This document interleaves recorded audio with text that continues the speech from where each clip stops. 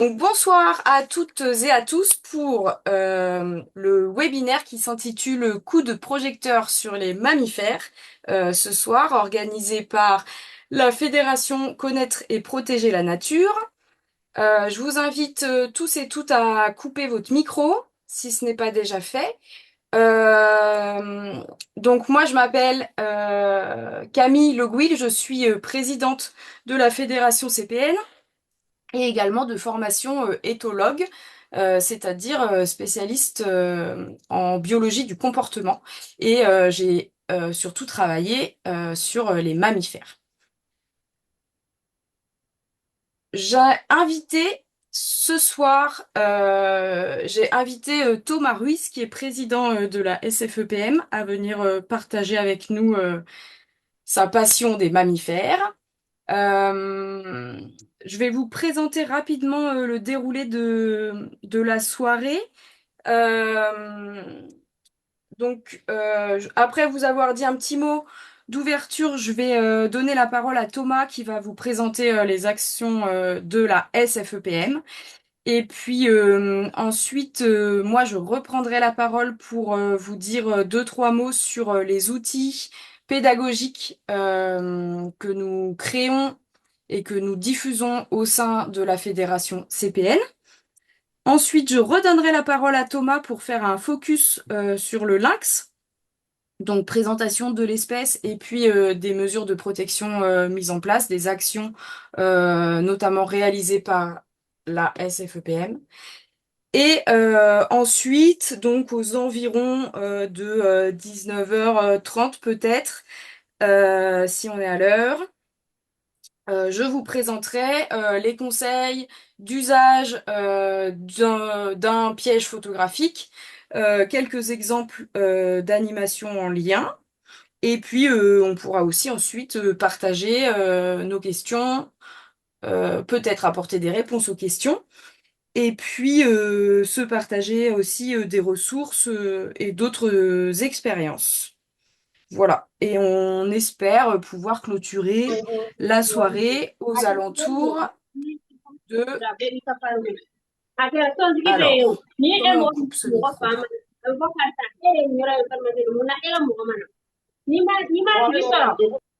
Hop.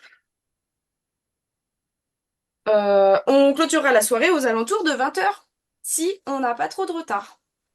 Euh, Voilà. Est-ce que Thomas, tu es prêt pour la présentation de la SFEPM? Pas de problème, je t'attends. Alors, je lance le partage de la présentation. Hop, hop,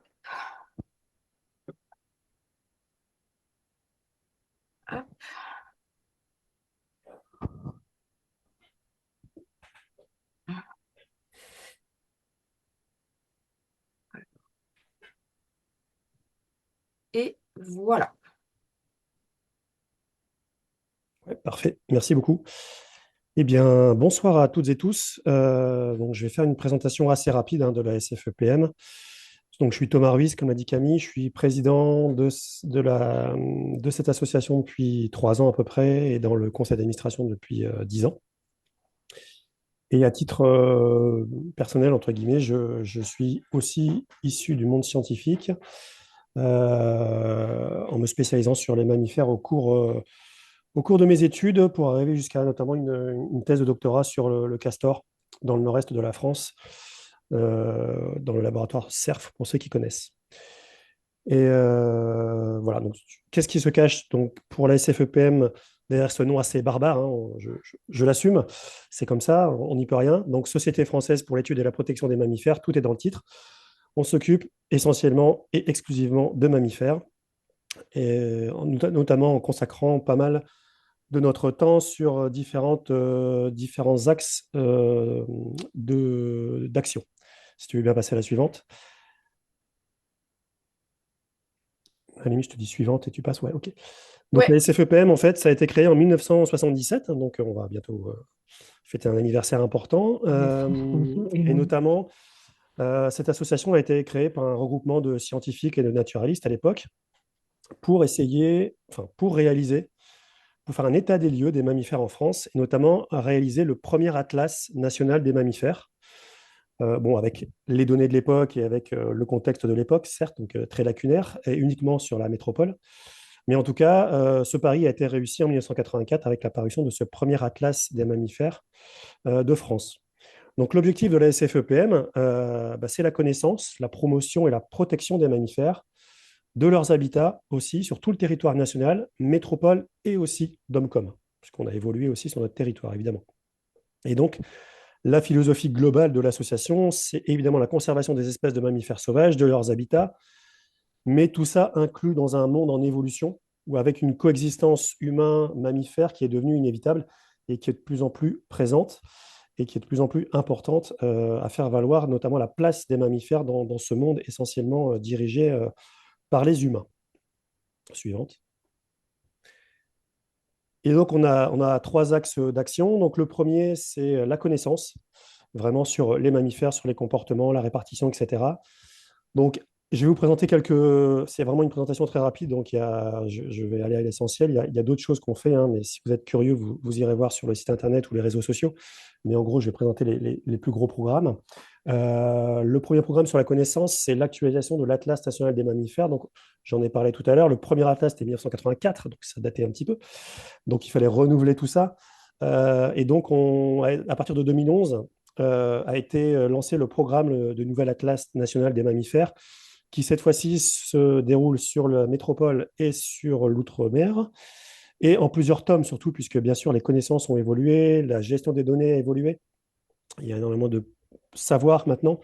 Donc, il y a plusieurs tomes qui sont prévus, 6 au total.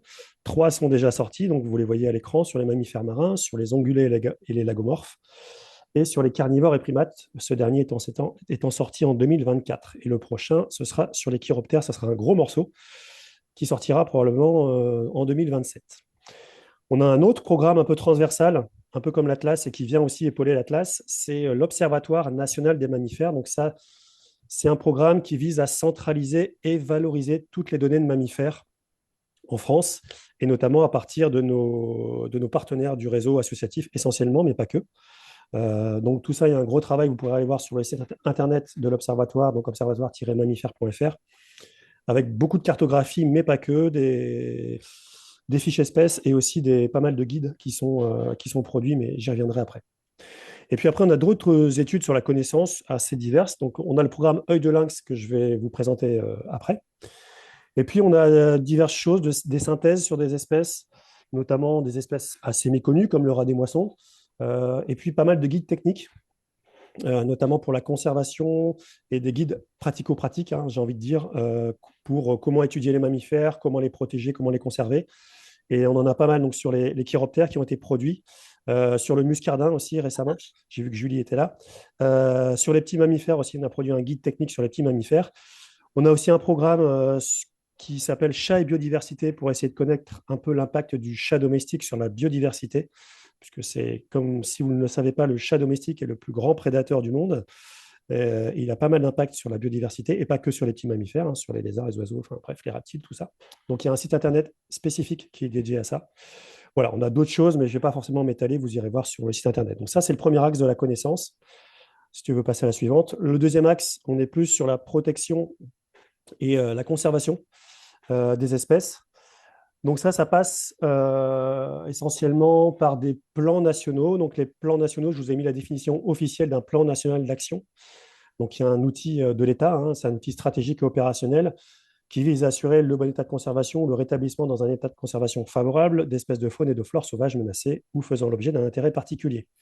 Et dans ce cadre-là, la SFEPN anime le plan Loutre, enfin en tout cas le premier et le deuxième actuel. Vous avez les dates des plans indiqués sur la fiche. Et on participe, donc on anime au niveau national ce plan Loutre. Et ensuite, on pilote ou on copilote d'autres actions, d'autres PNA. On n'est pas à l'animation nationale, mais on est dans le pilotage de certaines actions. C'est le cas pour le PNA Chiroptère qui est en cours. Donc, on est déjà au quatrième qui prend fin cette année et on espère qu'évidemment, il y aura un cinquième puisque ce sont des espèces qui restent menacées. Et également, au plan national d'action sur le lynx, le premier plan national d'action sur le lynx qui a été lancé en 2022, notamment sous l'impulsion de la SFEPM, et je vous raconterai ça tout à l'heure. Et notamment sur le lynx, on s'occupe de toute la partie communication et sensibilisation. Donc la protection et la conservation, ça passe aussi par des expertises qu'on réalise. Là, je vous ai mis l'expertise la plus importante, c'est-à-dire l'expertise de l'état de conservation des mammifères pour l'Union européenne. C'est ce qu'on appelle le rapportage Natura 2000, pour ceux qui connaissent. Donc ça a lieu tous les 6 ans, où l'Europe nous demande d'établir l'état de conservation des mammifères sauvages sur les sites Natura 2000, de voir comment ça évolue au fur et à mesure des années et de dire si cette conservation est favorable, défavorable, etc. Ça nous donne un point de repère, en tout cas pour tous les mammifères concernés. Et puis après, sur la protection et la conservation, on réalise aussi des synthèses un peu spécifiques. Donc, je vous ai parlé de plans nationaux d'action. Donc, ça, c'est un outil officiel de l'État. Mais nous, on a réalisé des plans nationaux de conservation, à notre initiative, avant qu'il y ait un plan, enfin, en tout cas, en prémisse d'un plan national d'action éventuel. Donc, ça a été le cas sur le putois et qui s'est accompagné avec depuis plusieurs années, on essaie de faire protéger cette espèce, mais pour l'instant, c'est resté lettre morte auprès du ministère.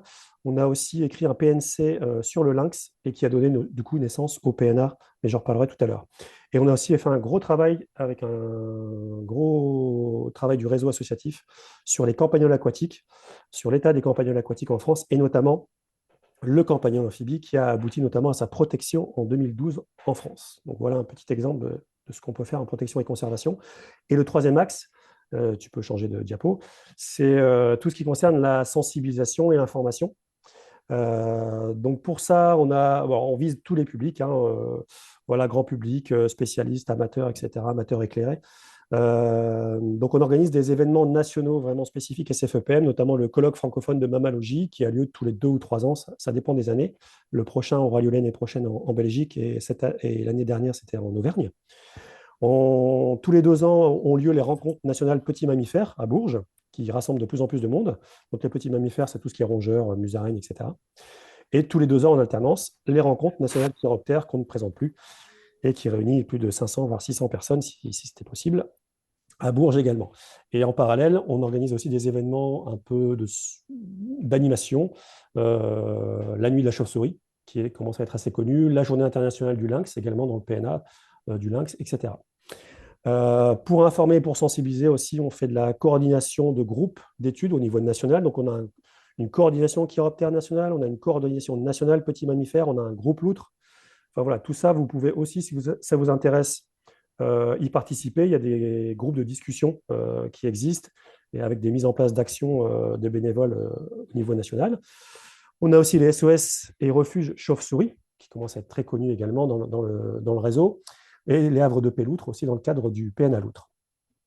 À côté de ça, on produit diverses choses liées plutôt à nos adhérents. Donc, c'est le bulletin mammifères sauvages ou le bulletin en vol des Chiro. La lettre d'info, plusieurs lettres d'info qui concernent le lynx et la loutre notamment. Et puis des collaborations pour les livres et des livrets avec des partenaires, notamment, je pense que Camille, tu en parleras. On a fait quelques partenariats avec un livret, notamment sur les mustélidés. En parallèle, on organise aussi des formations. Donc, on a aussi une formation qui est officielle sur les petits mammifères dans le catalogue de l'OFB qui a lieu tous les ans, plutôt axé professionnel. Évidemment, on réalise quelques actions juridiques quand c'est nécessaire, et notamment avec d'autres associations partenaires.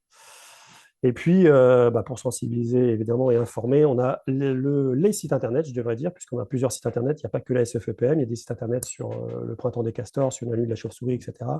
Et puis tout ce qui est évidemment réseaux sociaux. Je vais passer à la suivante. Et donc, pour réaliser tout ça, on a une équipe très solide de 14 actuellement salariés et une service civique. Voilà, donc on a des salariés qui sont plutôt spécialisés sur une espèce et qui mènent la coordination de cette espèce. Donc, je prendrai l'exemple de Cécile Kaufmann, qui est animatrice du plan national sur la loutre, par exemple. Et puis après, on a des personnes qui sont transversales, en fait, sur des postes transversaux à la SFEPM, notamment sur la communication, Dominique, qui est là depuis 25 ans à la SFEPM, ou Audrey, qui coordonne l'Atlas des mammifères sauvages de France. Et puis, nous avons rejoint notamment cette année 2 postes indispensables et qu'on n'avait pas avant. Donc, Marion Delatude, notre nouvelle directrice depuis le mois de mai, qui est présente d'ailleurs ce soir, et Chloé Perrin, qui est notre chargée de gestion administrative et comptable à l'association. Donc ça, c'est pour l'équipe salariée. On a notamment une équipe Lynx de 4 personnes, assez solide. Et puis tout ça, ça fonctionne évidemment comme on est en milieu associatif, avec un conseil d'administration, avec un collège individuel composé de 12 personnes, un collège associatif composé de 6 membres et des secrétaires nationaux de groupe, notamment groupe Loutre, voilà, groupe Petit Mammifère, ce que j'ai dit tout à l'heure, groupe Méso et groupe Petit et Méso Carnivore aussi, qui existe, que j'ai pas cité, et le groupe aussi Grand Carnivore, qui existe aussi à la SFEPM.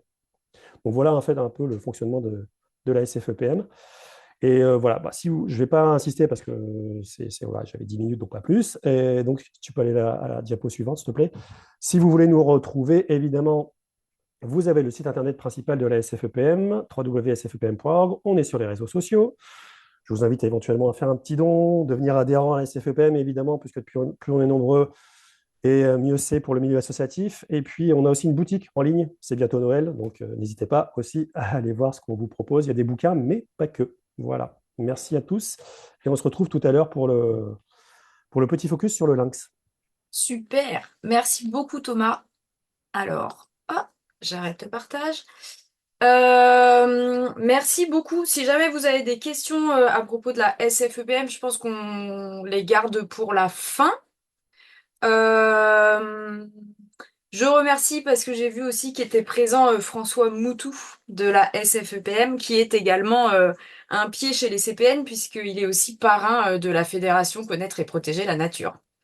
Euh, alors, pour l'étape d'après, j'avais besoin de rallumer ma caméra. Donc, ce que je vous propose, c'est de refaire un test, de rallumer mon écran pour vous présenter les différents outils en lien avec les mammifères qu'on a créés avec les CPN. Et si jamais le Morvan ne veut pas que vous voyez mon visage ce soir, et ben, il y aura une petite pause comme tout à l'heure. Vous pourrez poser plein de questions à Thomas sur la SFEM. Et puis je reviendrai avec. Ensuite, j'ai une présentation où je vous partagerai mon écran. Donc, je pense que ça fonctionnera mieux. Je passerai directement à la suite et je vous présenterai les choses sur mon écran partagé. Alors, on retente. Hop. La Fédération Connaître et Protéger la Nature a, parmi sa grande mission, la création et l'édition d'outils pédagogiques à destination soit directement du public ciblé, par exemple les enfants, soit à destination des personnes qui vont transmettre la culture naturaliste et le goût de la nature aux autres. Et donc, on peut s'adresser à des enseignants, des enseignantes, à des grands-parents, à des parents, à des animateurs et des animatrices nature, bien entendu, à des éducateurs à l'environnement, à des éducatrices spécialisées. Ça peut être des personnes aussi qui animent, pas forcément dans le domaine de la nature et de l'environnement, mais qui animent dans un centre social, par exemple, ou dans une MJC. Et donc, tout notre adhérent et d'adhérentes que l'on anime reçoit et participe à la création de tous ces outils. J'ai fait une petite sélection ce soir. J'ai quatre petits cahiers techniques, alors, comme ça, à vous présenter.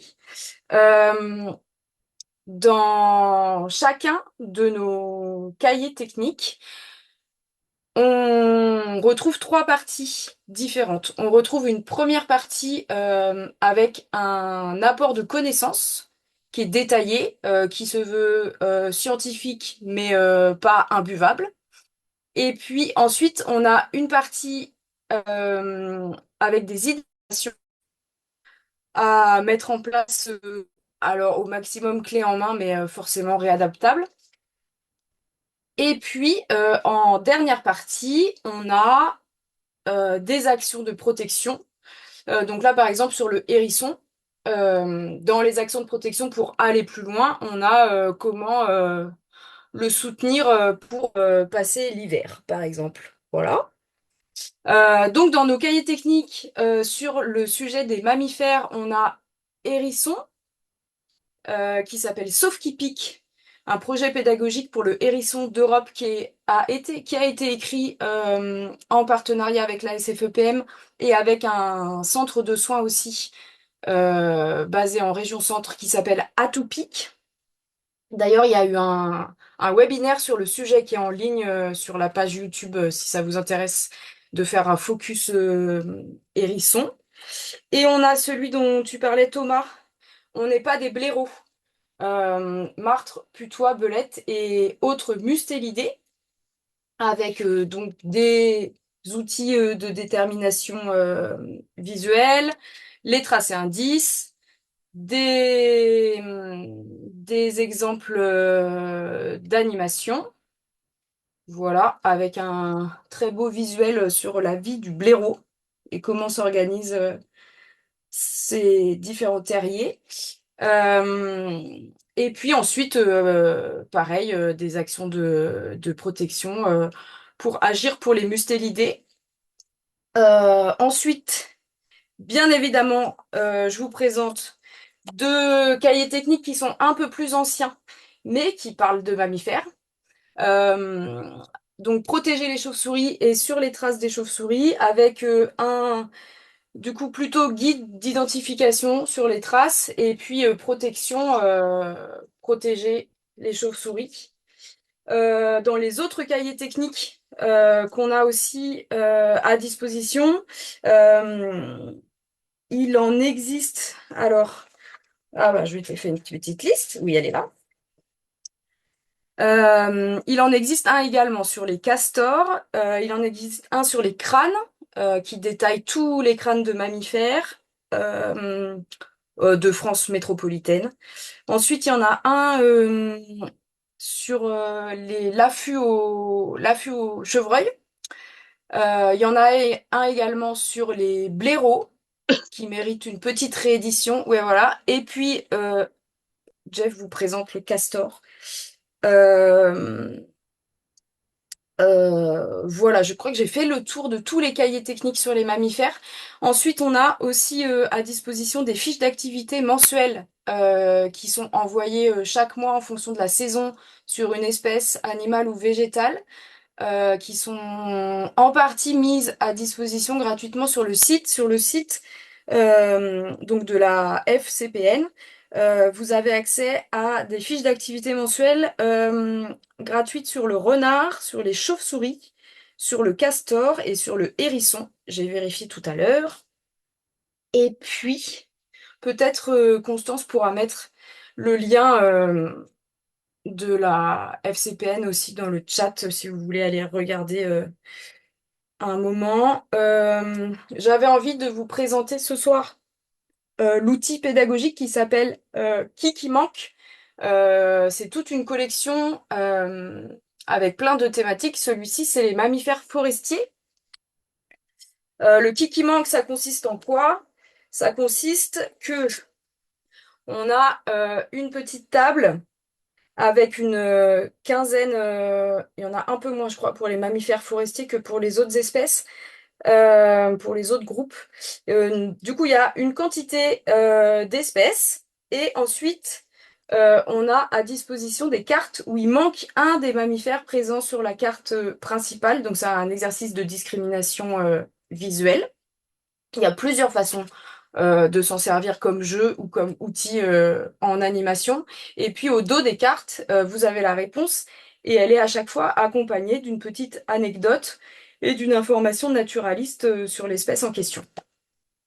Voilà pour le qui manque mammifère forestier. Il existe une version affiche aussi de cet outil. Et hop, hop. Et puis, avec les mêmes dessins, on a un coloriage qui est à la boutique. Comme c'est Noël, comme Thomas l'a dit, on va dire le coloriage mammifère de la forêt, avec les dessins, et puis pareil, des informations à destination d'un jeune public avec des petites infos naturalistes. Voilà pour la présentation des outils de la FCPN. J'espère que j'ai rien oublié. Sinon, on me le dira. Euh, on a également parmi les outils qui ne sont pas des outils physiques, papier, on a également des outils de formation qui sont donc ces webinaires à destination de tout le monde et gratuits. Et on a également des formations en présentiel à raison de 3 week-ends par an euh, pour l'année prochaine, par exemple. Parmi vous, peut-être il y en a qui ont fait justement la formation traces et indices de présence, peut-être en Isère cette année.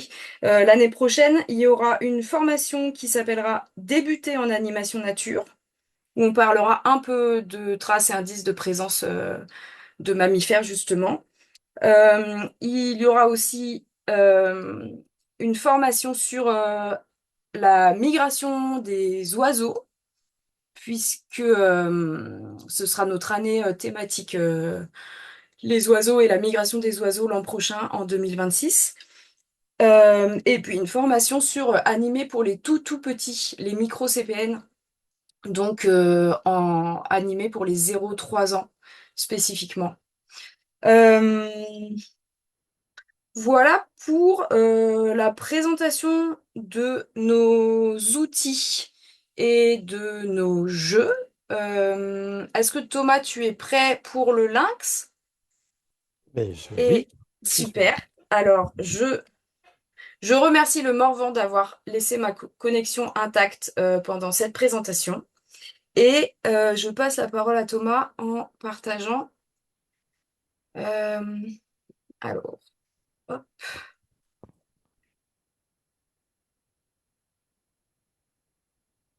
en partageant le lynx.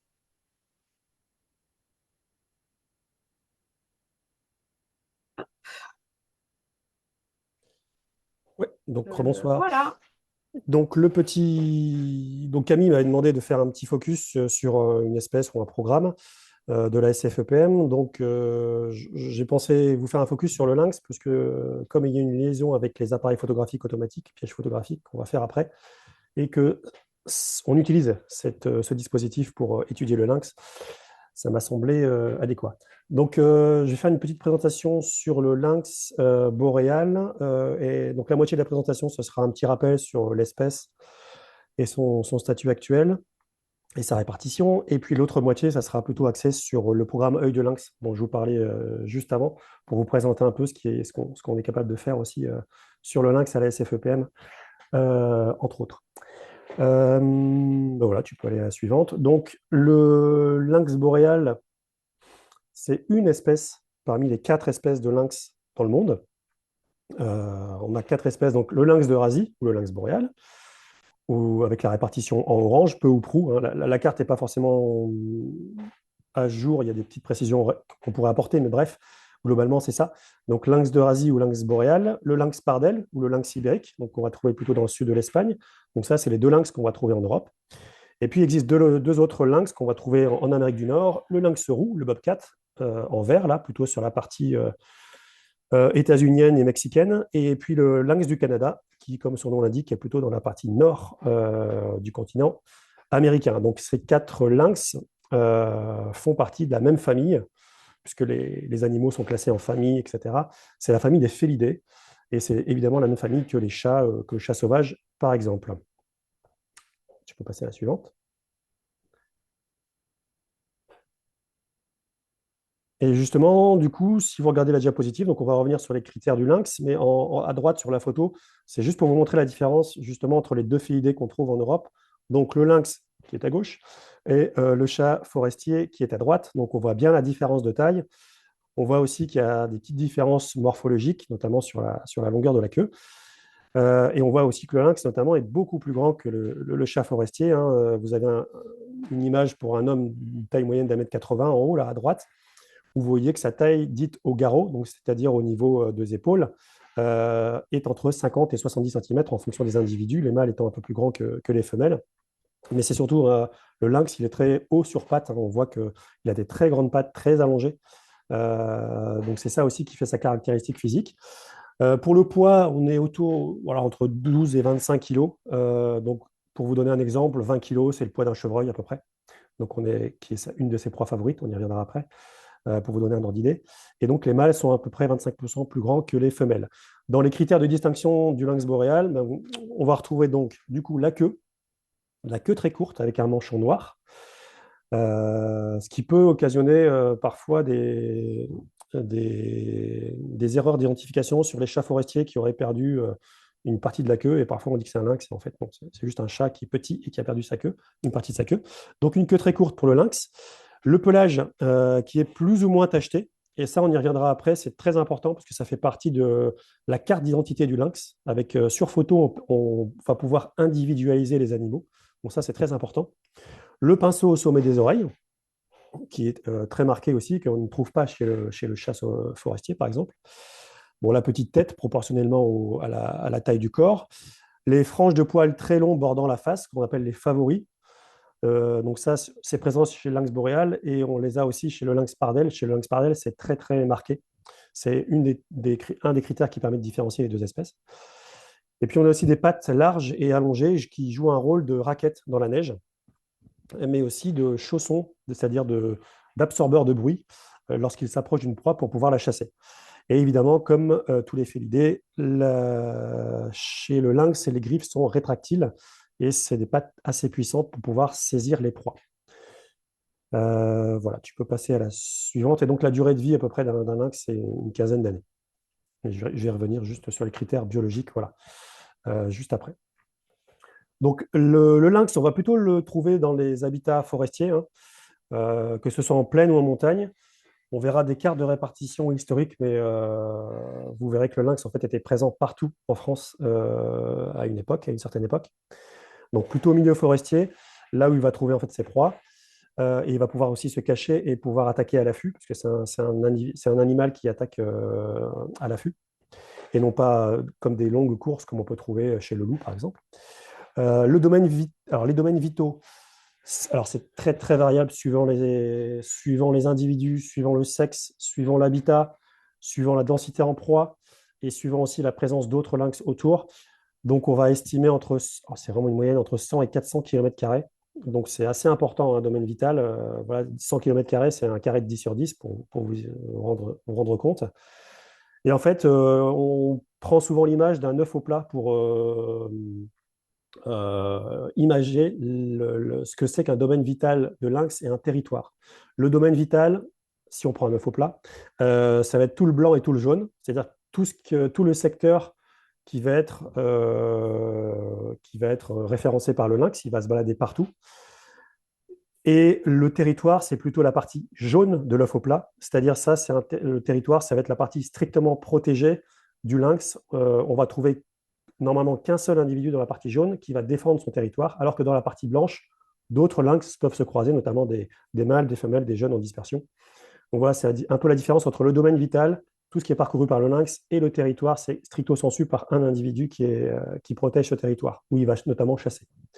Le régime, justement, c'est un carnivore strict, le lynx, dont le chevreuil et le chamois représentent 90% des proies. Donc, il ne va pas se nourrir de fruits, etc., comme d'autres espèces de carnivores, par exemple. Lui, c'est vraiment un carnivore strict à ce niveau-là.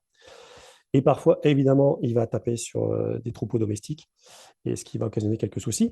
Le lynx, c'est un animal solitaire, c'est-à-dire que les mâles et les femelles vivent séparément et ne se rencontrent uniquement que pendant la période de rut, de février à avril.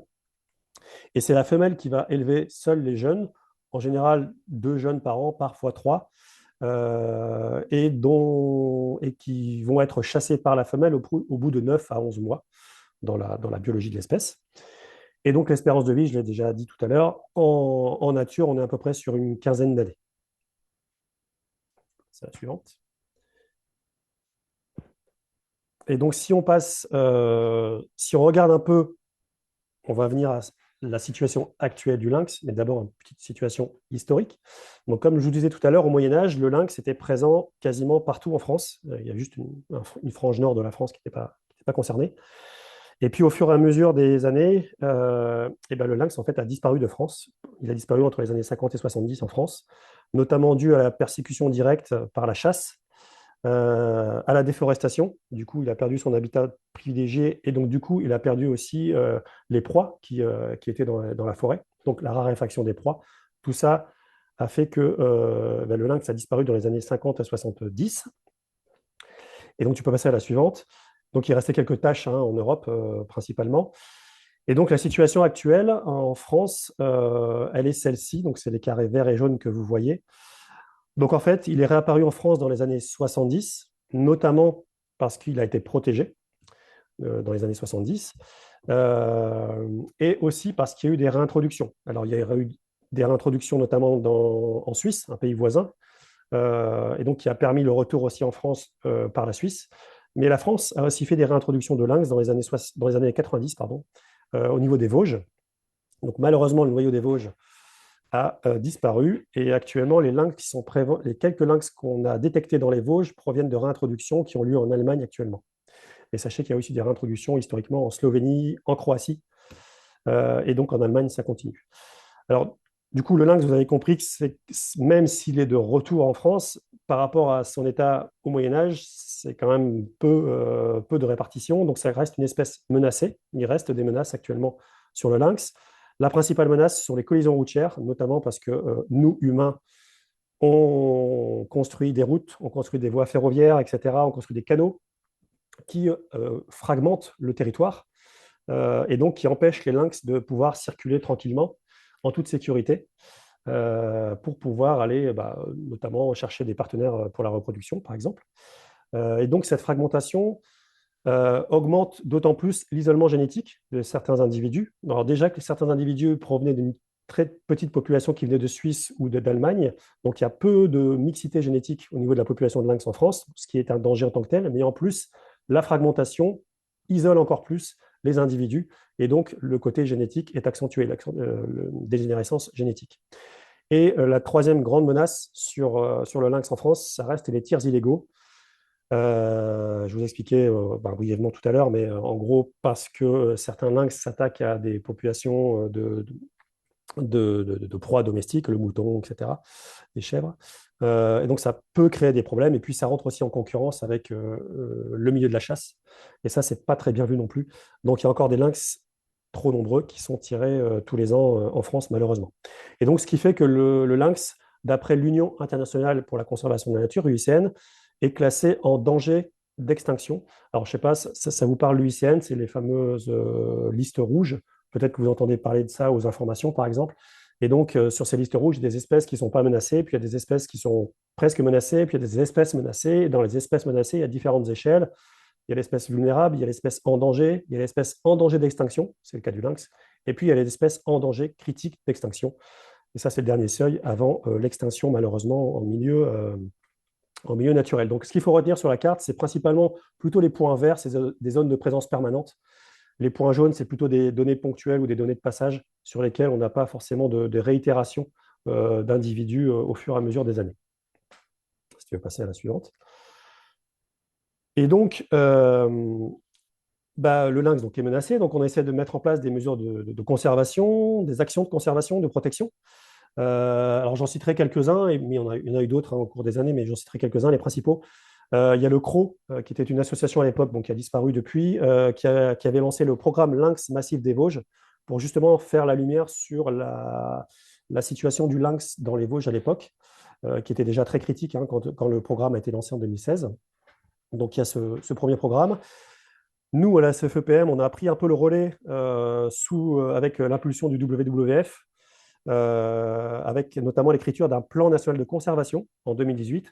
Donc, en gros, un plan national de conservation, on s'est basé sur un sommaire de plan national d'action, sauf qu'on ne pouvait pas l'appeler plan national d'action puisque c'est quelque chose du ministère, alors que c'était une émanation associative. Donc, on a mené ce plan national de conservation qui a un peu mis un petit coup de boost au ministère pour pouvoir justement aboutir à un plan national d'action, donc un document officiel, étatique, qui a été donc mis en place en 2022. Donc c'est le premier plan national d'action sur le lynx et qui court jusqu'en 2026. Et évidemment, on espère que ça va se poursuivre derrière, puisque vous l'avez compris, le lynx reste assez menacé. Et dans les autres études qu'on peut citer, je vais vous montrer l'exemple de ce qu'on fait à la SFEPM, le programme Œil de lynx. Donc, si tu veux bien passer à la suivante. Donc, le programme Œil de Lynx, ça a été lancé il y a quelques années, 4 ans maintenant, bientôt 5. C'est un petit jeu de mots, évidemment. Œil de Lynx, ça veut dire objectif, étude et recherche, information et sensibilisation pour le lynx boréal. Bon, on s'est un peu cassé la tête pour trouver un acronyme. Mais en fait, donc, ce programme Œil de Lynx a deux objectifs. C'est donc de développer et de coordonner, animer un réseau de sentinelles qu'on va appeler Œil de Lynx, le réseau sentinelle Œil de Lynx. Et donc ça, c'est dynamiser, intensifier et étendre le suivi de la population de lynx, puisqu'actuellement, il y a des suivis qui sont faits par l'OFB ou par quelques associations, mais là, c'était histoire de redynamiser un petit peu ce suivi. Et aussi étudier la structure génétique de la population de lynx, je vous dis, c'est un problème, et le régime alimentaire de l'espèce, on verra par quelle technique. Donc ça, c'est le premier objectif.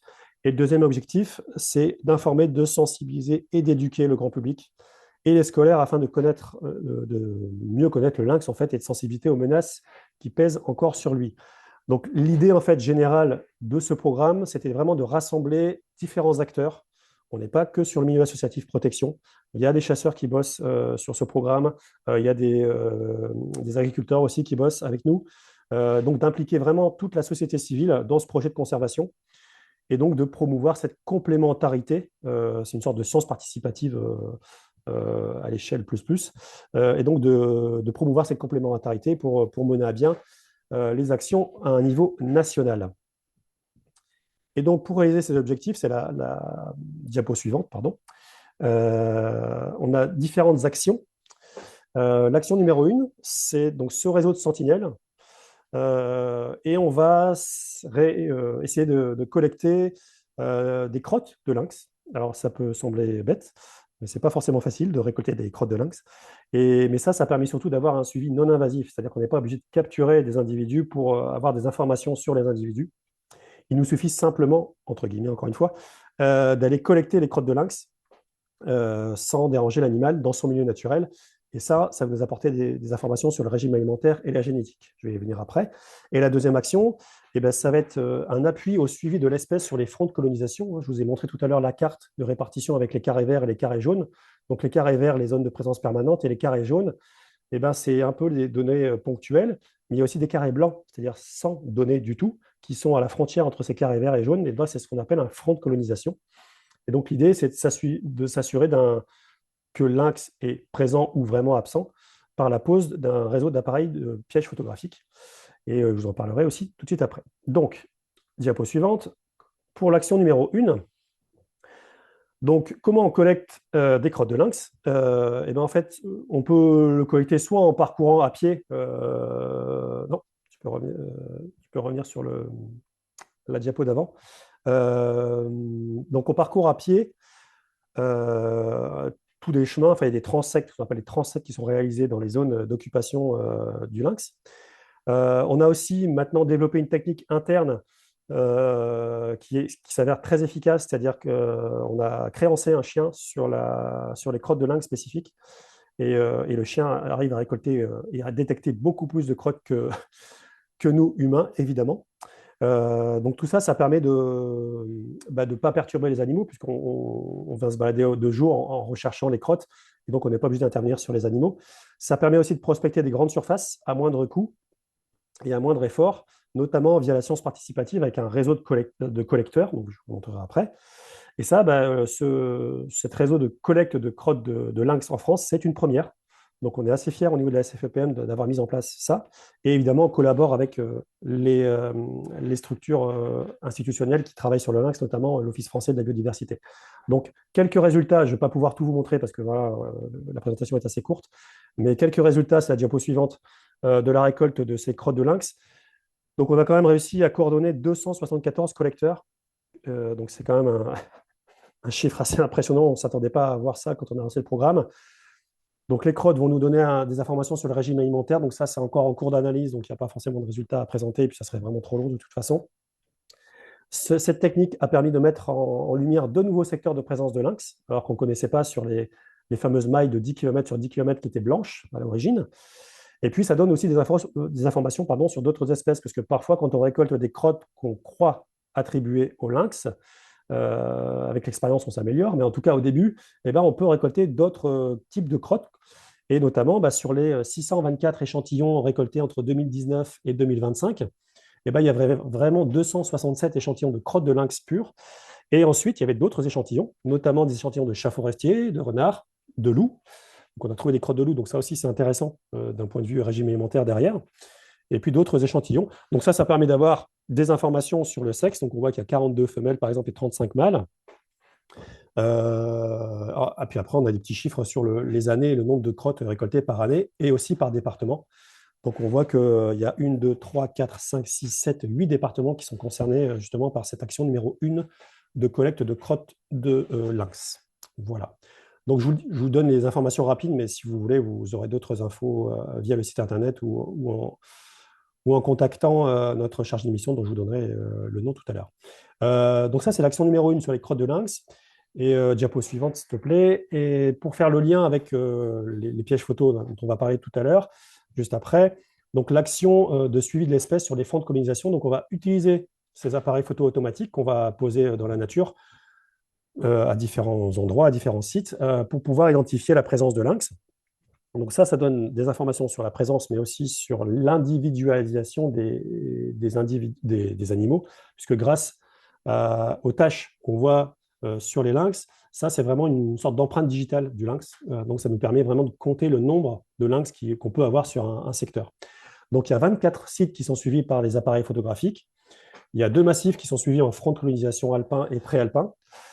Et donc, les caméras sont posées en zone de présence plutôt irrégulière, du coup, pour essayer vraiment de prouver la présence régulière, du coup, du lynx ou pas, voire en zone d'absence théorique. Et ça nous permet de mettre en lumière des sites ou des secteurs où le lynx n'était pas connu. Donc, vous avez un exemple, par exemple, dans le Chablais, en Haute-Savoie. Donc, depuis 2023, il y a eu 19 caméras de posées, ce qui représente moins de 16 000 jours de suivi, avec 13 bénévoles impliqués. Et il y a un autre secteur dans le Vercors, qui est dans la Drôme et l'Isère, à cheval sur 2 départements, qui est nouveau depuis cette année, avec 7 caméras de posée, 740 jours de suivi et 6 bénévoles qui sont impliqués. Et donc tout ça, on ne travaille pas que de notre côté, évidemment, je vous l'ai déjà dit, on fait le lien avec un réseau qui est déjà existant, le réseau Loup Lynx de l'OFB, pour la photo-identification individuelle, qui, eux, ont un réseau de photographie déjà enregistré, et ce qui permet de comparer, donc on leur envoie nos photos, et ce qui permet de comparer en fait nos photos avec leurs photos pour voir si c'est les mêmes lynx qui fréquentent les secteurs ou si on a des nouveaux lynx qui apparaissent. Donc voilà, donc en manière très synthétique, le programme œil de lynx et les quelques résultats. Donc je remercie les partenaires, donc ça c'est la diapositive suivante que j'ai vu apparaître.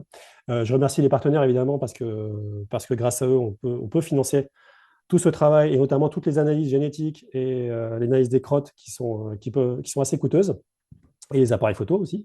Voilà. Et si vous voulez d'autres informations, en fait, je vous invite à aller voir tout simplement le site internet de l'association. Il y a un petit onglet œil de lynx et vous aurez d'autres informations. Et je tiens à signaler le travail remarquable de Rebecca Burlot, qui a coordonné voilà, tout ce programme œil de lynx et qui fait partie de l'équipe lynx à la base. Voilà. Je m'arrête là pour le lynx, Camille. Merci.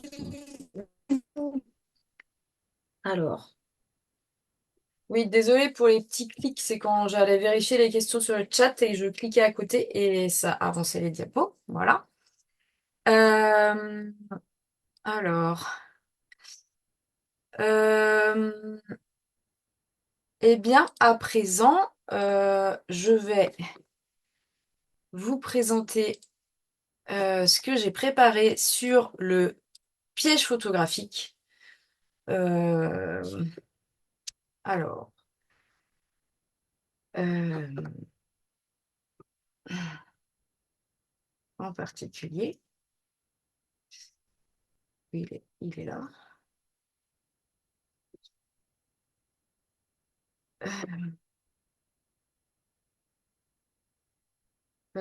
Est-ce que ça s'affiche bien pour vous?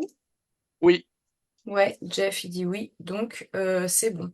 Euh, eh bien, donc maintenant, moi, je vais vous détailler quelques conseils d'utilisation d'un piège photographique et partager quelques expériences.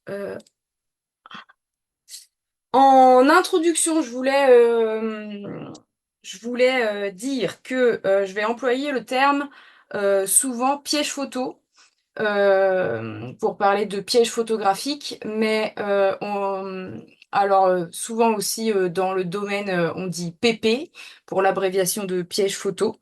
Mais on peut aussi entendre différents termes comme caméra automatique, caméra de chasse. Voilà, il y a plein de termes différents. On parle toujours du même type d'appareil. Et les vidéos qu'on peut voir aussi qui sont prises avec des pièges photos, c'est toujours les mêmes appareils. Il n'y a pas de distinction réelle entre les différents outils. On parle de la même chose. Et puis, juste aussi, je voulais rappeler que moi, c'est une technique qui me tient à cœur parce que dans le cadre des suivis que j'ai pu faire, je trouve que c'est un outil qui s'est développé et qui a permis de réaliser du suivi de façon la plus non invasive possible d'après nous. Après, on va quand même dans la nature, on a quand même notre odeur certainement dessus, etc. Mais en tout cas, par rapport à d'autres techniques de suivi, c'est une technique qui laisse vraisemblablement les animaux plutôt tranquilles. Et puis, je vous ai mis du coup en illustration le tout premier, en tout cas à ma connaissance, le tout premier exemple de piège photographique qui a été installé par George Shiras. C'était un Américain en 1890. Donc en fait, au tout début aussi de la photographie, il y avait un fil que lui il appelait le fil piège qui faisait déclencher l'appareil lorsqu'un animal passait devant. Et pour, euh, pour augmenter les chances de voir un animal et de déclencher son piège photographique, il utilisait aussi des appâts, euh, chose que moi, par exemple, je ne pratique pas, mais qui peut se pratiquer aussi en fonction des besoins de la recherche, par exemple, d'utiliser des appâts alimentaires ou des appâts olfactifs, par exemple. Donc voilà pour la naissance du piège photo.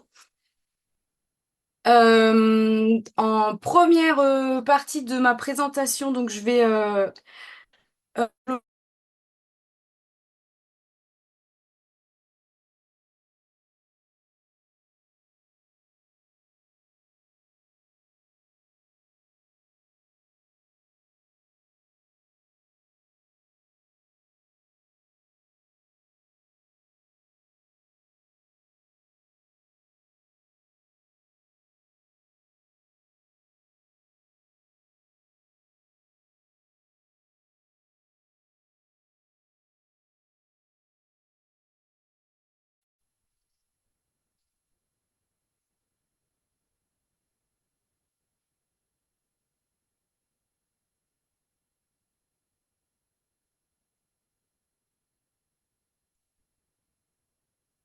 Bon, a priori, ça coupait encore.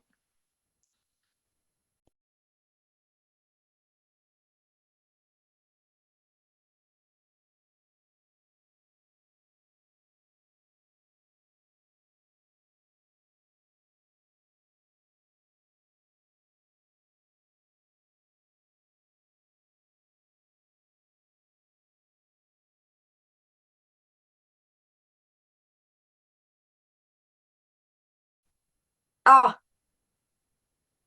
est-ce que vous m'entendez à nouveau? Oui, Alors, ok, j'étais en train de vous envoyer un message à mes modérateurs, modératrices. Alors, on va retenter le partage d'écran. Est-ce que ça fait longtemps que je vous avais quitté, que je parlais toute seule dans mon bureau? non. Quelques minutes. Alors, euh, on en était là. Je vous présentais les différents points.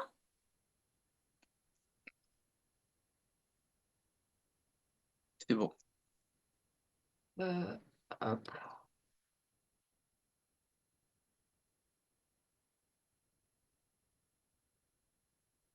hop. Euh, donc je sais pas où est-ce que nous nous sommes arrêtés, mais par rapport au point numéro 4 sur la pose du piège photo, je voulais vous partager surtout que ce qu'il faut, ce que je conseillerais en premier, c'est de se lancer, de faire des erreurs, et c'est en faisant soi-même que vous pourrez vous améliorer et gagner en expérience et en expertise sur les installations de pièges photo. Et puis un petit point ensuite sur que faire de tous ces résultats, parce que je vous promets qu'il y en aura. Et ensuite, sur tout ce qui est pédagogie et animation autour du piégeage photographique, je vous présenterai trois exemples d'animation que j'ai réalisé avec l'utilisation des pièges photos. Et puis ensuite, je vous partagerai d'autres petites idées, expériences et ressources. Hop. Alors, identifier notre question de recherche. Moi, c'est ce que je trouve assez indispensable avant de poser son piège photo. Parce que on va pas utiliser le même matériel et on va pas le poser de la même façon en fonction de nos objectifs. Par exemple, on peut rechercher la présence d'une espèce en particulier. Donc, on va poser dans ce cas-là le piège photo sur un possible lieu de passage de l'espèce en question, par exemple. On va rechercher des indices de présence, etc.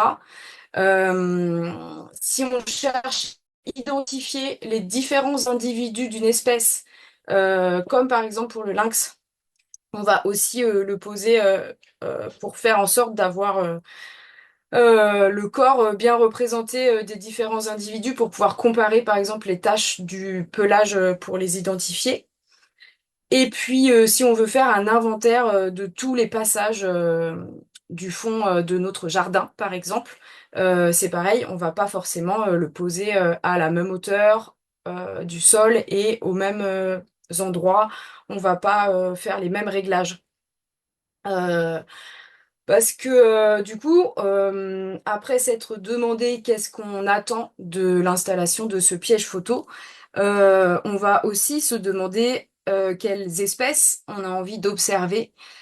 Donc si c'est des oiseaux, des chauves-souris ou des espèces qu'on s'attend à voir par exemple ou pas. Si c'est plutôt des grands animaux, donc des grands mammifères, ou des petits animaux, si on cherche à observer des micro-mammifères, par exemple, on va pas installer le piège photo de la même façon. Et puis ensuite, il faudra s'adapter au milieu dans lequel on le pose, à savoir si c'est un milieu ouvert ou si c'est un milieu plutôt fermé, si on est au ras du sol ou pas au ras du sol, dans une haie, dans la forêt, si on a un cours d'eau, par exemple, dans l'angle de vue, il va falloir aussi vérifier que les mouvements de l'eau ne déclenchent pas, par exemple, le piège photographique. Donc ça, c'est tout plein de petits éléments que je trouve intéressant voilà, je trouve intéressant de se poser la question avant de démarrer de à quoi on s'attend, qu'est-ce qu'on veut, aussi quelquefois pour pouvoir y revenir plus tard. En se disant, ah bah tiens, j'avais posé ce piège-là pour avoir des hérissons et en fait j'ai observé un couple de pigeons ramiers toute l'année faire des allers-retours. Donc voilà, moi je conseille toujours de faire un petit état des lieux de ce qu'on a envie de faire, soit pour soi-même, soit dans le cadre d'une animation par exemple. Ça peut être intéressant en démarrage d'un projet pédagogique aussi. Euh, Parce que ensuite, ça va déterminer aussi les différentes caractéristiques que vous allez pouvoir regarder sur le piège photo que vous avez envie d'acheter ou que vous avez déjà, et savoir aussi s'il est adéquat. Là, je vous ai rappelé, alors la liste n'est pas exhaustive, il y a plein d'autres caractéristiques, mais pour moi, j'ai mis les principales. Parmi les éléments à regarder qui sont différents, en fonction des pièges photographiques. Ah, attendez, hop, je retourne en arrière. Il y a la source de lumière, parce qu'en fait, les sources de lumière peuvent être de différentes sortes. Ça peut être des flashs lumineux avec des ampoules qui font une lumière blanche, et puis ça peut être, mais qui permettent d'avoir une image en couleur de nuit, et ça peut être aussi par infrarouge. Donc ça se voit quand même généralement quand ça s'allume, mais c'est moins puissant et ça fait des images en noir et blanc, mais de meilleure qualité quand on veut des vidéos. Moi, je conseillerais plutôt l'infrarouge. De toute façon, c'est ce qui se fait de plus en plus actuellement. Ensuite, sur l'autonomie et l'alimentation, bon, ça c'est pareil, il y a énormément de progrès, hein. Le piège photo, c'est vraiment un outil qui s'est énormément démocratisé ces dernières années. Du coup, sur l'autonomie, là, le modèle que j'ai mis, il a un tout petit panneau solaire qui permet de l'alimenter de façon quasiment autonome s'il n'est pas trop positionné à l'ombre. Et, euh, et après, ils peuvent s'alimenter par pile, par batterie, par pile rechargeable, etc. Donc c'est un élément à regarder en fonction aussi du besoin que vous avez après dans l'usage. Bien entendu, la résolution des images, mais ça encore aujourd'hui, j'ai l'impression qu'il n'y a plus vraiment de mauvaise qualité d'image dans les nouveaux pièges photographiques qu'on peut trouver sur le marché. La capacité de stockage, mais qui, elle, généralement, va dépendre d'une carte SD que vous placez dedans. Et je vous en dirai un petit mot un peu plus tard. Ensuite, la façon dont le piège photo se camoufle ou pas. Donc ça, c'est le mimétisme naturel que les marques peuvent donner au piège photographique. J'y reviendrai aussi sur le camouflage et j'ai vu très rapidement dans le chat qu'on parlait d'antivol. Donc je vais y revenir aussi un petit peu après. Le mode vidéo, il y a certains pièges photo qui ont des modes plus ou moins différents, qui peuvent faire de la vidéo ou pas. Généralement aussi maintenant, la majorité font de la vidéo. Et moi, je fais quasiment plus de photos. Je mets seulement le mode de prise de vue vidéo. C'est beaucoup plus intéressant pour moi, en tout cas, dans les utilisations que je fais. Et puis, ça permet d'avoir en plus une vue globale du comportement de l'animal. Euh, Ensuite, on a donc la résistance et la sécurité pour que le modèle soit quand même assez peu fragile. Et puis, bien évidemment, on est tous et toutes pareils. Il y a un coût, il y a un prix qui est de plus en plus accessible pour le grand public et qui se situe le moins cher, ça doit être aux alentours entre 100 et 150 euros jusqu'à des centaines, voire des milliers d'euros pour des pièges photos très sophistiqués. Du coup, juste après, je vais vous présenter un petit modèle. Euh, donc, c'est celui qui est en photo. Et en fait, c'est celui que j'ai sélectionné et que moi, je conseille quand on me demande pour les animations. Euh, donc c'est le Solar Wi-Fi 4K. Euh, il a la particularité d'avoir toute une petite explication en français. Il est très intuitif à l'usage et donc avec son petit panneau solaire, si on n'est pas en milieu très boisé, il peut tourner presque indéfiniment. Et du coup, il a une option Wi-Fi et Bluetooth aussi. Euh, qui permet de s'approcher. Si on veut télécharger l'application sur ton téléphone, ensuite on peut s'approcher pour collecter les images sans avoir à l'ouvrir et à toucher aux paramètres et au matériel. Voilà, et donc lui, il est disponible sur la boutique solidaire de la FCPN avec tout un descriptif sur les caractéristiques. Voilà, après, enfin, il y a plein d'autres modèles qui existent et on pourra en reparler si vous avez des questions par la suite. Euh, Alors, que dit la loi? le cadre juridique à poser, c'est que normalement, euh, vous n'avez pas le droit de... Enfin, en fait, ce n'est pas normalement. Vous n'avez pas le droit de filmer sur la voie publique. Donc, on pose le piège photo seulement sur un terrain privé en filmant l'intérieur du terrain. Donc, même si on le pose chez soi, il peut pas être tourné vers l'extérieur du terrain.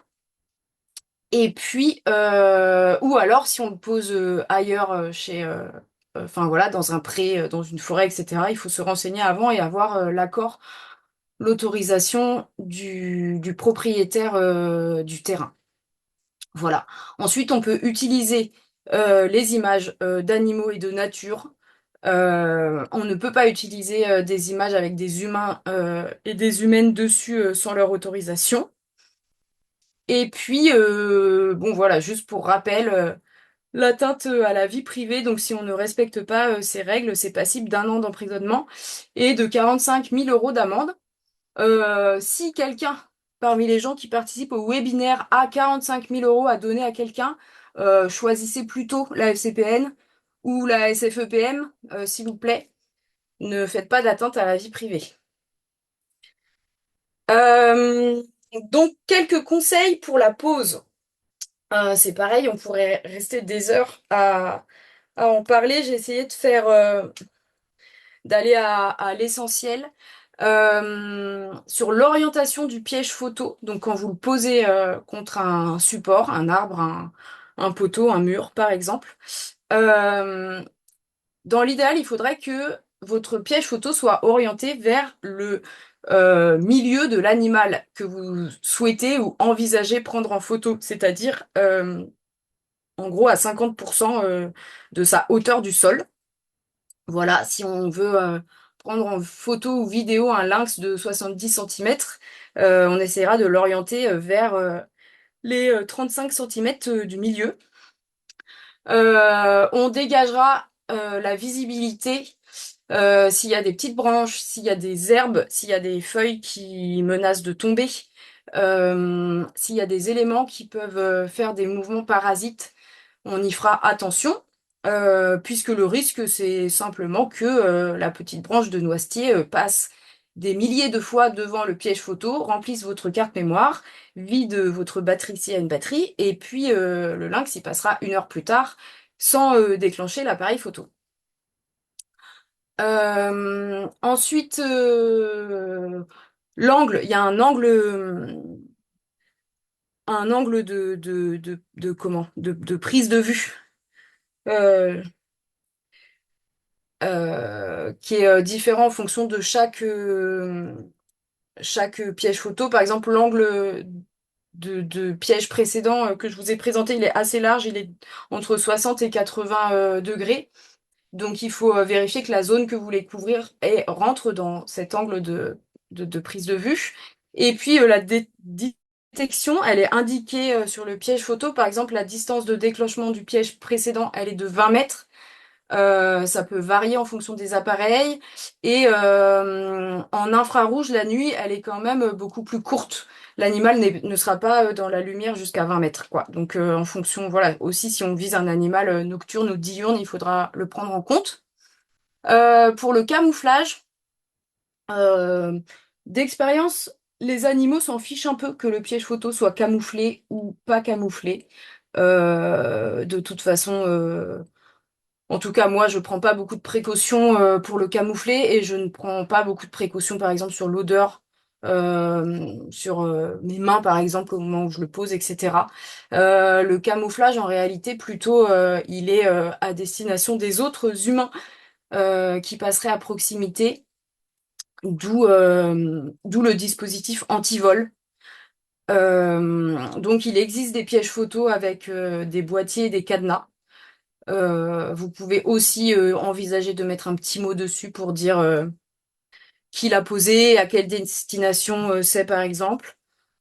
Euh, Il y a des personnes aussi qui posent un piège photo qui ne fonctionne plus ou de mauvaise qualité pour que ce soit lui qui se fasse piquer. donc qui est plutôt visible par les gens, un endroit où les gens pourraient chercher des pièges photographiques et posent leurs bons pièges photos cachés ailleurs. Bon, moi je ne fais pas ça. Mais voilà, à vous d'imaginer en fonction du lieu où vous le posez si c'est nécessaire de le camoufler ou pas. Moi, je prends pas beaucoup de précautions pour camoufler mes pièges photos et si d'ordinaire il y a des personnes qui passent devant et qui ne savent pas qu'ils y sont, on le voit pas en fait. Il faut quand même que les gens cherchent. Enfin, moi, en tout cas, je pars du principe qu'il faut quand même que les gens le cherchent. Euh, et dans le Morvan, il n'y a pas de grosse pression sur les pièges photos, donc je suis plutôt tranquille de ce côté-là. Et puis pour la carte mémoire qu'on insère à l'intérieur, je vous conseillerais globalement de prendre plutôt une grande carte qui permet de stocker les données et puis avec une vitesse de stockage assez élevée, en tout cas pas les cartes les plus simples, parce que la vitesse de stockage, ça va permettre d'augmenter le réarmement de la photo, c'est-à-dire entre le moment où l'appareil prend une photo et déclenchera la suivante. Ça dépend de plusieurs éléments du piège, mais ça dépend aussi d'éléments de la carte mémoire, euh, pour qu'elle puisse à nouveau collecter une information sur elle. Conseil pour la pause, c'est fini. Quelques éléments sur les résultats. Sur les différentes photos de pièges photographiques, vous pouvez observer la date et l'heure. Bien souvent, la date est indiquée à l'heure dite américaine, c'est-à-dire que le jour et le mois sont inversés. Donc, il faut le prendre en compte pour pas se tromper. Quand vous enregistrez, donc normalement quand vous enregistrez ensuite sur votre ordinateur, les informations, la date et l'heure seront déjà dans la donnée. Vous pouvez rajouter une donnée géographique dans le nom, par exemple, de votre dossier dans lequel vous l'enregistrez. Si vous avez plusieurs pièges photos, je vous conseille de chacun les nommer ou les numéroter pour pas vous mélanger. Ça demande quand même un gros travail de tri et d'archivage régulier et organisé pour pas se retrouver avec une montagne de vidéos et de photos dont on ne sait même plus ce qu'il y a éventuellement dessus. Et puis ensuite, bien entendu, partager, donc soit dans le cadre de sciences participatives, j'ai un exemple par la suite, et puis dans ce qu'on appelle la Gazette, c'est la Gazette des Terriers, c'est le petit journal qui relie et qui donne les actualités des clubs CPN. Donc si vous êtes adhérent, adhérente, si vous n'y êtes pas encore, pensez à adhérer. Et du coup, n'hésitez pas à nous envoyer des fois des petites photos, des petites informations sur ce que vous avez pu observer avec le piège photo. Je m'étais aussi noté formatage conseillé, ça c'est pour la carte mémoire avant de la réintégrer dans le piège photo. Une fois que vous l'avez vidée dans votre espace d'archivage, il est conseillé de la formater pour que les images reviennent plus facilement.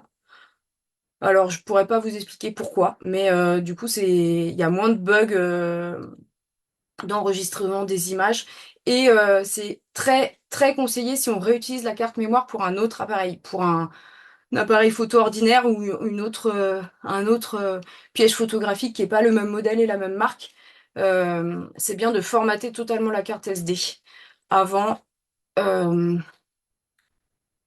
de passer à la suite. Hop. Alors le premier, donc là on passe à la partie exemple d'animation.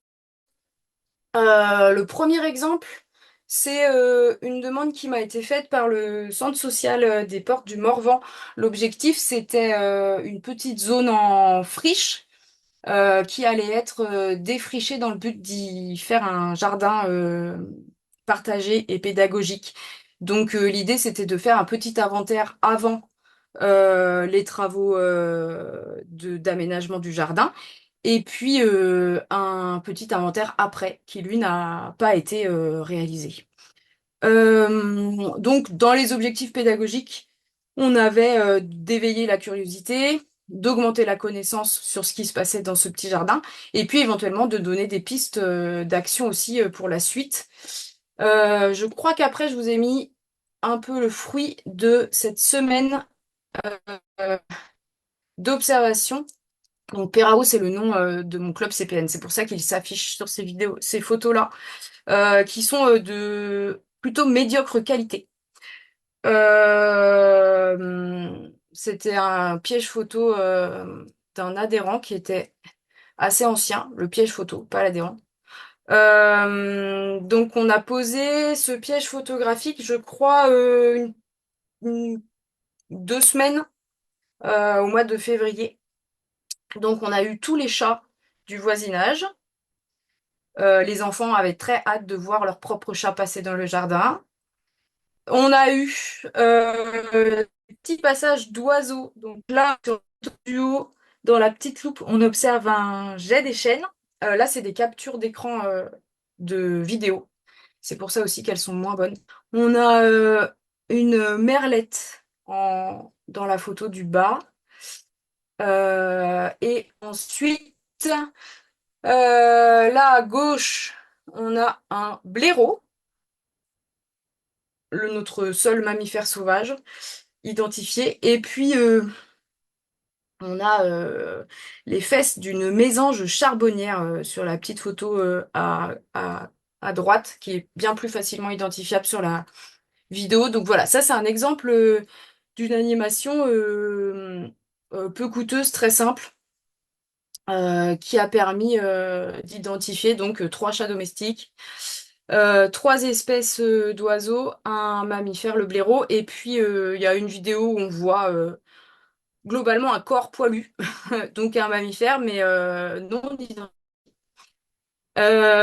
Pour le deuxième exemple, c'est un projet de science participative qui s'appelle Piaf de ma rue, euh, qui peut être réalisé avec un piège photo, mais pas forcément.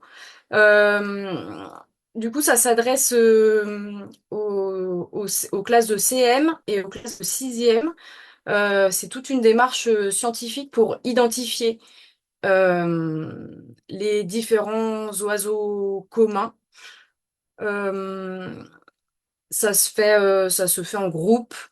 Généralement, l'usage du piège photographique dans ce cadre-là, il permet aussi de motiver les enfants dans la démarche. Voilà, c'est gratuit, ça fait partie des exemples euh, d'animation avec usage du piège photo que moi j'ai fait dans des cadres scolaires ces dernières années. Il en existe d'autres.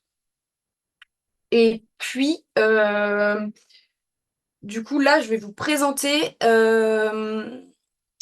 les poses des pièges photos que je fais moi dans le Morvan. Je crois que je vous avais fait une petite sélection. Ah oui, voilà.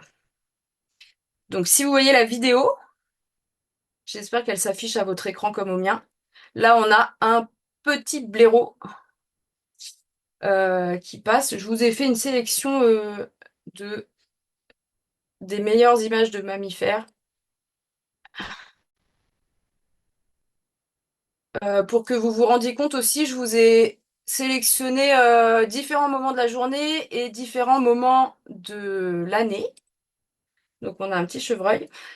Ici, on a un loir, un plutôt jeune loir, qu'on différencie du lérot, notamment sur cette vidéo parce qu'il a la queue entièrement poilue, alors que le lérot, ça fait juste un plumeau à la fin.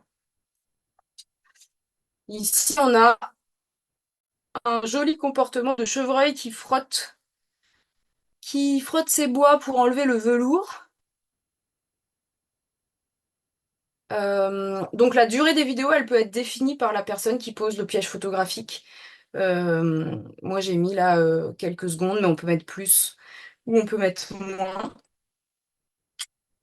Ici, le petit renard. Alors l'image qu'on voit, enfin la lumière qu'on voit dans le fond de l'image, c'est un autre piège photographique. En fait, j'en ai trois sur cette zone pour être sûr de ne rien rater.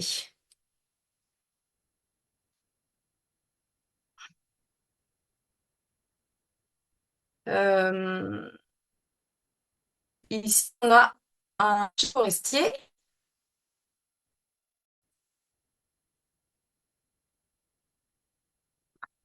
Et je crois que j'en ai une deuxième de chat ensuite où on verra un joli critère d'identification de la queue. Alors ici, c'est là où j'ai dit à Thomas en introduction, moi j'avais noté fouine, mais peut-être qu'elle passe trop vite. On a une martre après pour comparer.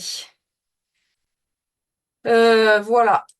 Alors je m'étais trompée, j'avais dit je mets jamais d'appât, mais une fois j'avais des œufs qui n'étaient plus bons dans le poulailler, donc j'ai craqué, j'étais trop curieuse de voir qui allait manger les œufs.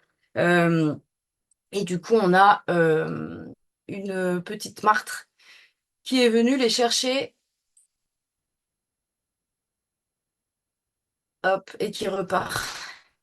Ici on a le chat, de nouveau un chat forestier, et du coup on peut observer vraiment la queue.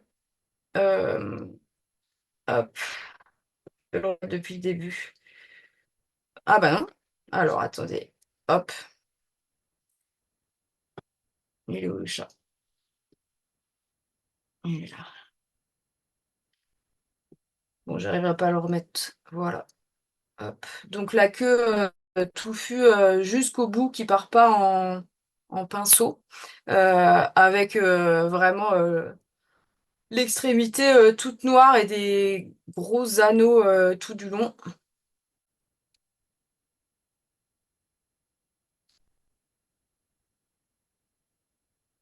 On le voit qui renifle. Alors, ah oui. Alors ici, je l'ai mis parce qu'elle me fait un peu rigoler cette vidéo. On a dans le tout bas de l'écran un petit rongeur qui se déplace avec euh, une énorme nourriture dans la bouche. Je ne sais pas ce qu'elle se... Hop, je vais vous le remettre. Ah, voilà, je ne sais pas pour ceux qui l'ont vu. Euh, Elle déplace son repas. Ah, alors ici, on a un léchage de piège photo par une vache. Ce qui arrive quand on pose le piège photo proche des pâtures. Voilà, je vous le remets.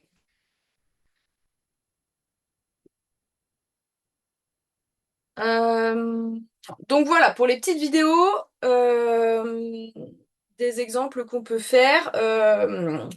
Moi, j'aime bien démarrer les animations aussi où je parle du piège photo avec tout un exemple d'image. Et inviter les gens à interagir et choisir les images qui pourraient être prises par un piège photo, par exemple sur le territoire où j'anime. Ça permet souvent de lancer la discussion. Et puis dans les autres usages, il y a le mode time-lapse qui permet de prendre un paysage et donc de voir souvent l'évolution de la flore. On peut régler le piège photographique pour qu'il prenne, par exemple, une photo par mois pendant 12 mois et pas démarrer automatiquement. Et puis, dans les ressources sur le sujet, je voulais vous partager un petit guide qui s'appelle Le piège photographique, connaître et partager l'intimité des animaux par Jean Chevalier, qui est également dessinateur animalier. Et qui a fait, là dans le bas, vous pouvez retrouver sur Internet, qui a fait une petite vidéo qui compile ses meilleures images de pièges photographiques qui s'appelle Le Petit Pont des Bêtes. Euh, voilà. Et puis, donc là, on est arrivé à la fin. Je crois que je vous ai mis juste en partage quelques vidéos que je trouvais dommage de ne pas vous partager, mais qui ne sont pas des mammifères. Donc là, on a un petit pinson à l'avant et on a un gros bec au milieu de la vidéo qui s'envole. Euh, Ici, on a une cigogne noire qui est apparue en passant cette petite rivière. Des fois, on a vraiment des belles surprises. Et puis, un jet au premier plan et un pic et pêche qui se balade derrière. Voilà. Toutes les vidéos ont été prises euh, sur le même endroit, là, dans le Morvan, sur la commune où j'habite. Euh, alors, si ça repart, c'est que c'est fini. Euh, voilà, c'était tout pour ma présentation sur les pièges photographiques. Peut-être à présent, on peut prendre des questions s'il y a des personnes qui sont intéressées pour poser des questions. Peut-être qu'il y a des questions dans le chat auxquelles on peut répondre. Et puis sinon, j'ai éventuellement d'autres ressources à vous partager qui sont des films, des DVD, des jeux et éventuellement les guides, des guides naturalistes sur les mammifères aussi, s'il y a des gens qui sont intéressés par... voilà.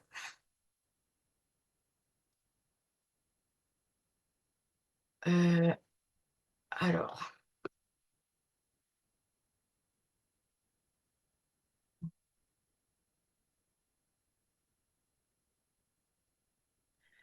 Alors, on a une question dans le chat. Est-ce que tu peux redonner, Camille, les références du livre sur les pièges photos,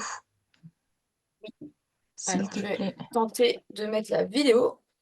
Euh, le livre spécifique sur les pièges photos, c'est celui-ci. Donc, il s'appelle Le piège photographique, connaître et partager l'intimité des animaux. C'est un petit guide qui partage quelques informations du type que je vous ai donné ce soir, voilà, de Jean Chevalier.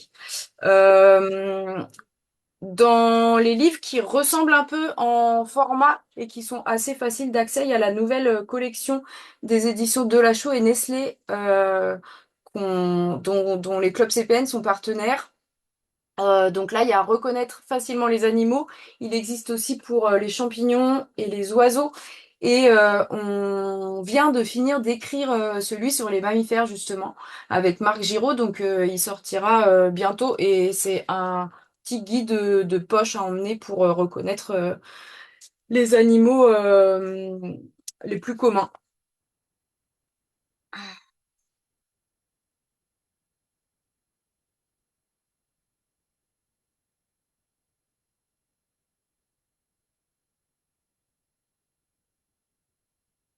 Là, je vois demander l'autorisation de la commune. En fait, moi, mais toutes les images euh, de pièges photographiques, là, les vidéos que vous avez vues, elles sont sur une parcelle qui m'appartient. Donc, je me suis demandé l'autorisation, me la suis donnée. Sinon, oui, en règle générale, on conseille de demander l'autorisation du propriétaire du terrain, voire même des usagers ou informer les usagers.